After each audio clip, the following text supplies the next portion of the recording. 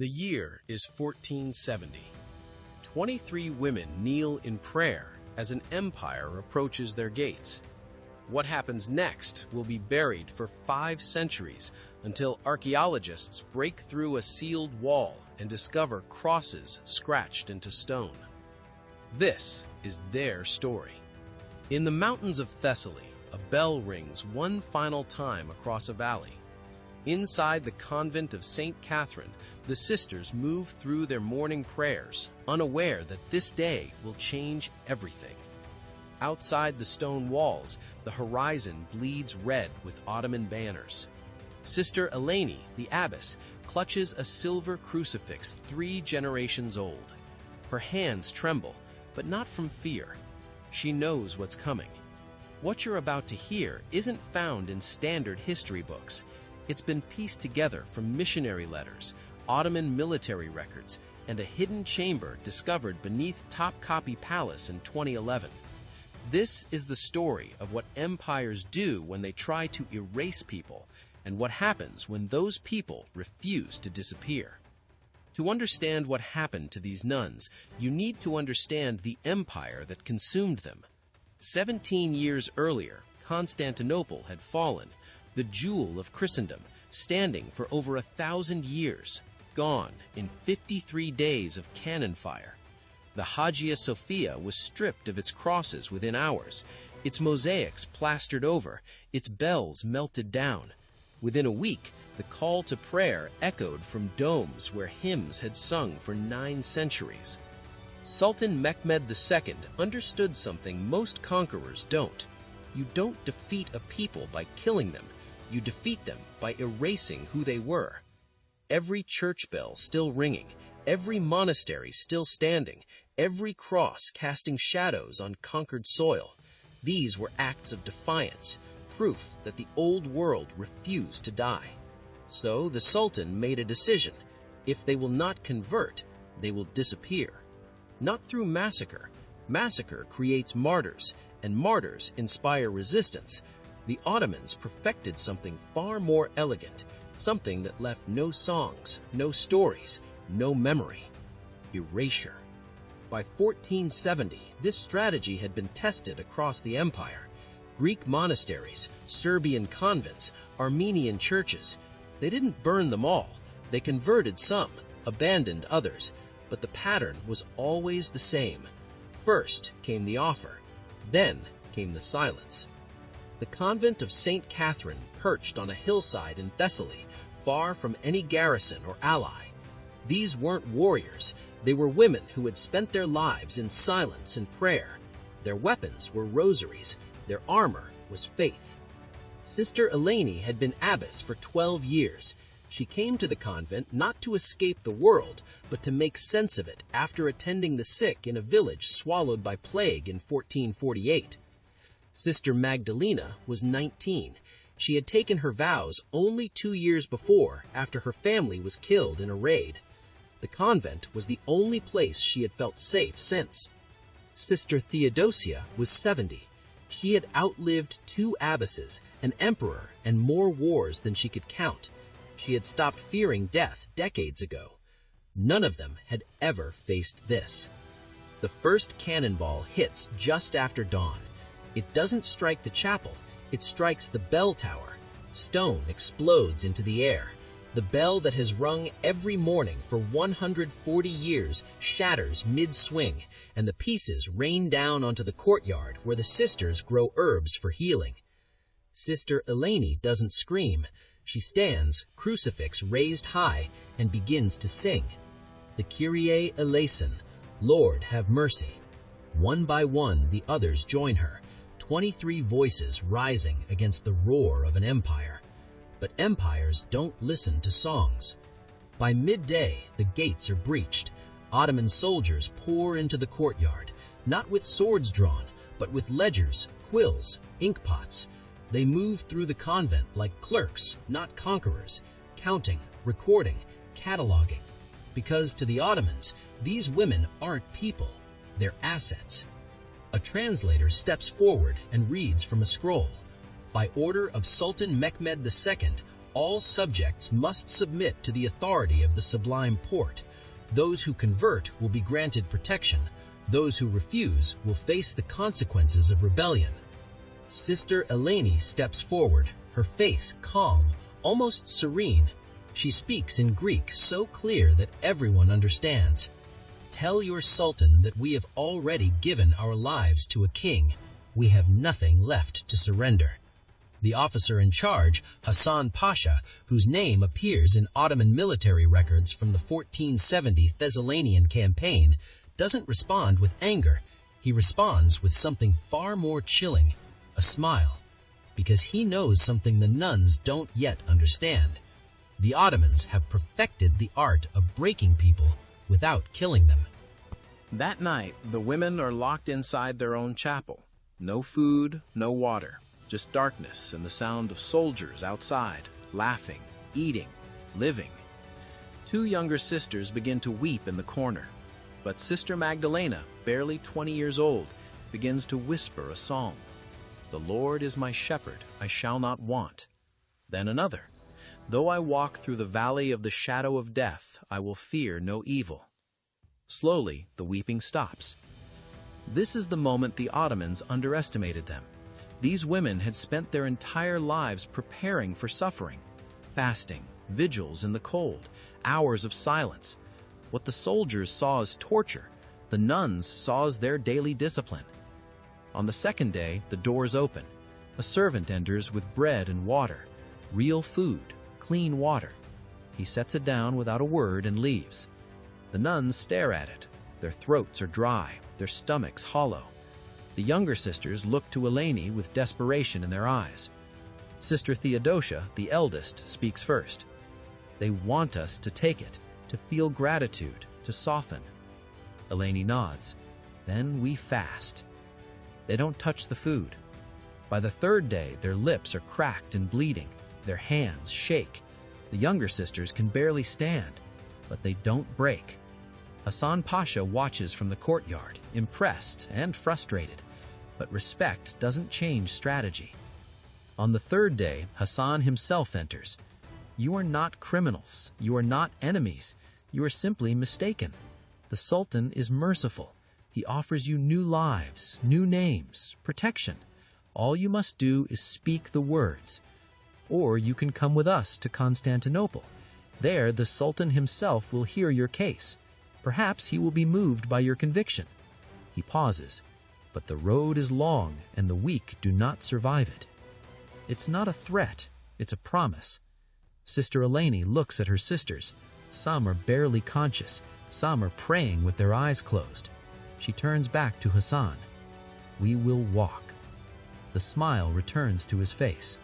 "Good, we leave at dawn." They leave on the fourth day. 23 women, hands bound with rope, walking south toward the coast. No carts, no horses, just their feet and the dust and the sun that shows no mercy. By the second day, Sister Irene collapses. She's 62. Her knees have been failing for years. The soldiers don't wait.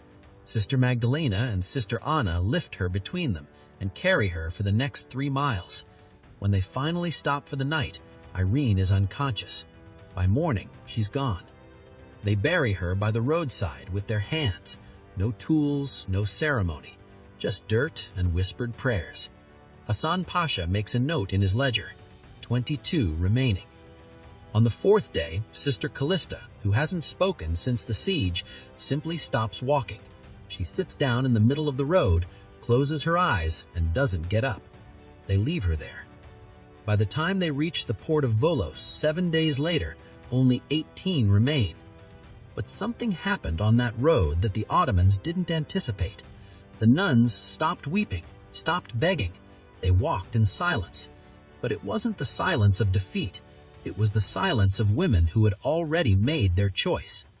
On the morning of the 7th day, Hassan calls for Sister Eleni. She's brought to his tent alone. What happens next isn't described in Ottoman records.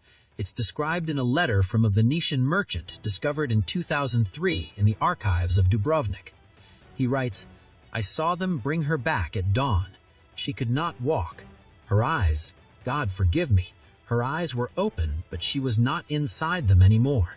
They dressed her in silk and paraded her through the camp as a convert, but when I passed close, I heard her lips moving. She was still praying in Latin, silently. She had not broken. They had simply taken her body and left her soul to wander. This is the Ottoman strategy that history doesn't teach you. They didn't want martyrs. Martyrs inspire resistance. They wanted ghosts, women who would walk, talk, eat, breathe, but would never be whole again. Living proof that rebellion was futile. Living warnings to anyone who thought faith could stand against empire. Sister Eleni walked with them the rest of the way to the coast, but she never spoke again, never looked anyone in the eye. She was there, but she wasn't. At the port of Volos, they're loaded onto a galley, a massive warship designed for control. The nuns are chained to the benches, wrists locked to iron rings. A ship's manifest, discovered in 1987 in Istanbul's Topkapi Palace Museum, lists them not by name, but by number. Religious captives, female, 18. Destination, imperial household. Purpose, domestic service and conversion. That word service is doing a lot of work. The voyage lasts 12 days. Storms lash the deck. Salt spray stings their cracked lips. The women who had never seen the ocean vomit until there's nothing left. At night, Sister Magdalena whispers psalms beneath her breath. Her voice is faint, barely audible over the crashing waves. But the other prisoners, Greeks, Serbs, Italians chained beside them, turn their heads to listen. When the ship finally enters the Bosphorus, the sisters see the skyline of Constantinople rise before them. Domes, minarets, walls that seem to stretch forever. The city gleams in the dawn light like a blade. From the docks, they march through narrow streets. People stop to stare. Christian nuns among the captives are a rarity, even in an empire built on conquest. They're led past the ancient walls, through the imperial district, past gardens where fountains sing. And then, in the shadow of Hagia Sophia, the great church that is now a mosque, they're forced to stop, to kneel, as the call to prayer echoes from the minarets. One of the sisters whispers, "We are home, but it is no longer ours." They're taken to the palace, but not to the grand halls, not to the courtyards where ambassadors walk. They're taken beneath, down stone steps that spiral into darkness, through tunnels that smell of damp and decay, to a place that doesn't officially exist. Beneath Topkapi Palace, there's a network of tunnels that tourists never see. Storage rooms, servant quarters, forgotten corridors that wind through the bedrock like veins, and in the farthest corner, sealed off for centuries, a room with no official purpose. In 2011, during restoration work, archaeologists broke through a false wall. What they found stopped them cold. Scratched into the stone, barely visible, were crosses, dozens of them, small, crude, carved with fingernails or shards of broken pottery. And beneath those crosses, etched in Latin, 4 words, Lux in tenebris lucet. The light shines in the darkness. This was their chapel. For months, maybe years, these women lived beneath the palace, working as silent servants by day, scrubbing floors, washing linens, tending fires for rooms they would never enter. But at night, when the palace slept, they gathered in this forgotten room and prayed. They had no priest, no altar, no Bible, just memory. They recited psalms from recall, verses half forgotten, reshaped into prayers that kept them alive. They sang hymns in whispers so faint the stone barely caught them. They held communion with bread stolen from the kitchens and water from the palace wells. And they carved their faith into stone, one scratch at a time, knowing no one would ever see it. Sister Magdalena was among them, the girl who had whispered psalms on the ship, who had carried Sister Irene on the road, who had refused to look away when they brought Sister Eleni back in silk. She became their voice in the dark. The archaeologists found her mark too, a small bird scratched in the corner of the wall. Beside it, 23 lines, one for each sister. But only 11 lines were complete. The rest trailed off into nothing. They used broken pottery for candle holders, a scrap of linen for an altar cloth. From a shard of a shattered mirror, they fashioned a crude cross. Each night after the palace slept, they gathered. No hymns, no sermons, only whispers. Each woman knelt and shared a memory, her home, her church bell, the warmth of bread before dawn. These memories became their new psalms.